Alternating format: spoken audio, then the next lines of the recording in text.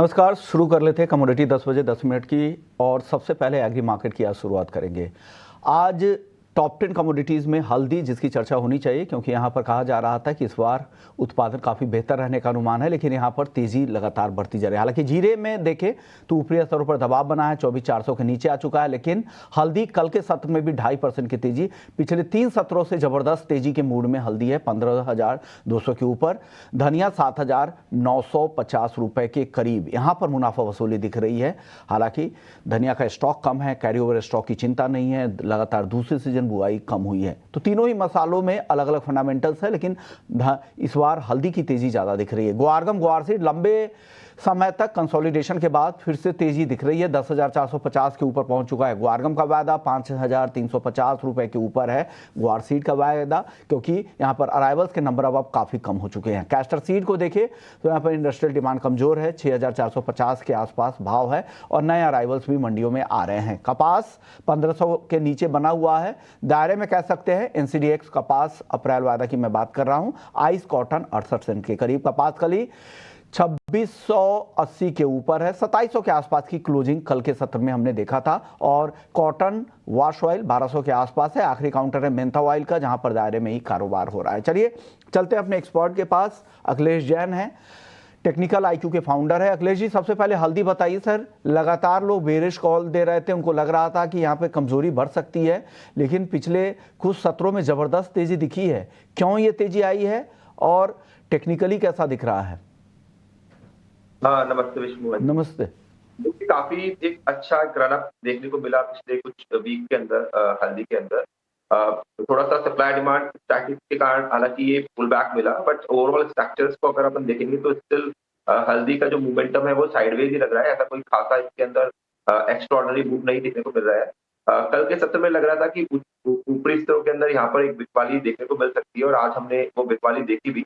मुझे लगता है कि बिकवाली अभी एक्सटेंड करेगी और जब तक भाव 15,700 के ऊपर यहाँ पे निकलते नहीं है, तब तक मुझे लगता है कि वापस से ये अपनी प्रॉफिट बेयरिंग जोन के अंदर आएगा और वापस हमको ये भाव 14,300 से लेकर 13,700 की रेंज में देखने को मिल सकते हैं।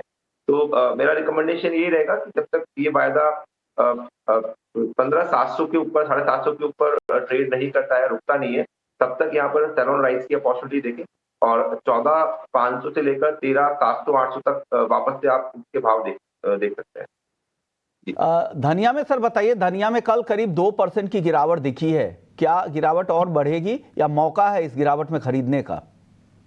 बिल्कुल, स्ट्रक्चर वाइज काफी स्ट्रांग लग रहा है धनिया। पिछले लाइक हर शोज में अदर एक्सपर्ट्स भी इसके अंदर बाइंग की रिकमेंडेशन दे रहे हैं और यहाँ पर नो डाउट फंडामेंटली और टेक्निकली दोनों ही स्ट्रक्चर बहुत बढ़िया है। करेक्शन आते हैं इसमें तो आप इसको लेने का ही बन रखिए। अगर 200-300 पॉइंट यहाँ पे करेक्ट भी करता है तो मन बनाए 81 का इसका एक पोजिशनल स्टॉप लॉस ध्यान रखें। जब तक भाव इसके ऊपर है तो मुझे लगता है कि धनिया 5 फिगर में भी आ सकता है। तो 81 के ऊपर बाय ऑन डिप्स का रिकमेंडेशन है। इमीडिएट जो टारगेट लग रहे हैं वो 91 से लेकर 9600 के आसपास तक। तो इससे बाय ऑन डिप्स को बाय ऑन डिप्स की स्ट्रेटजी के साथ काम करना है धनिया में। जीरा बताइए सर, जीरे में भी हल्की मुनाफा वसूली दिखी है, क्या फिर से जीरा 24,000 के नीचे आ जाएगा क्या?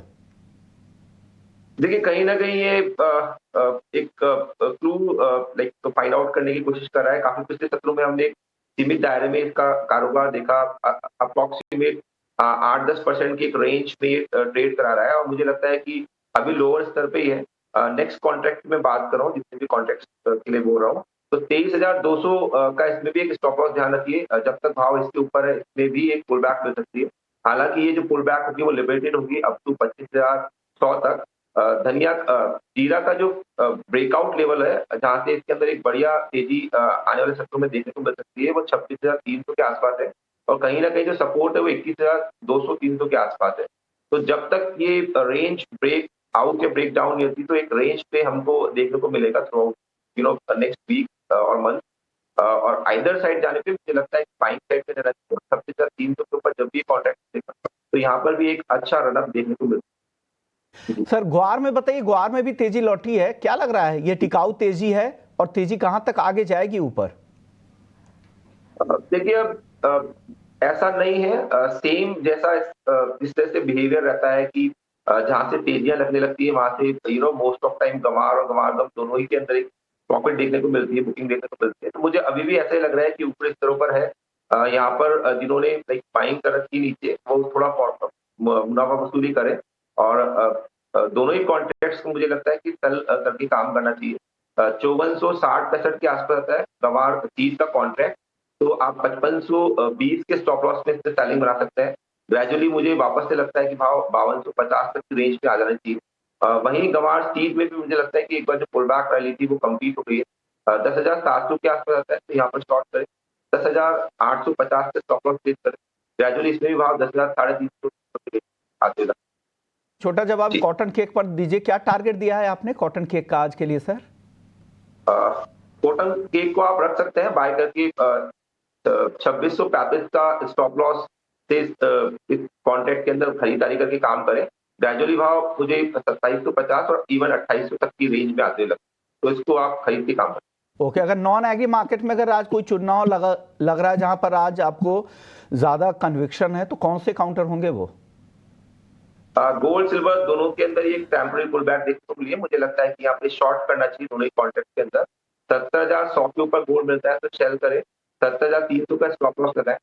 नीचे जो भाव है 76,000 550 600 तक मुझे लगता है। वही सिल्वर के अंदर 88,000 650 700 के आसपास बेच सकते हैं। 88,000 850 का स्टॉप लॉस प्लेस करें। ग्रेजुअली इसमें मुझे लगता है कि वापस से एक बार सेलिंग आनी चाहिए, प्रॉफिट बुकिंग होनी चाहिए और 87,700 से लेकर 87,300 के लक्ष्य देखने को मिल सकते हैं।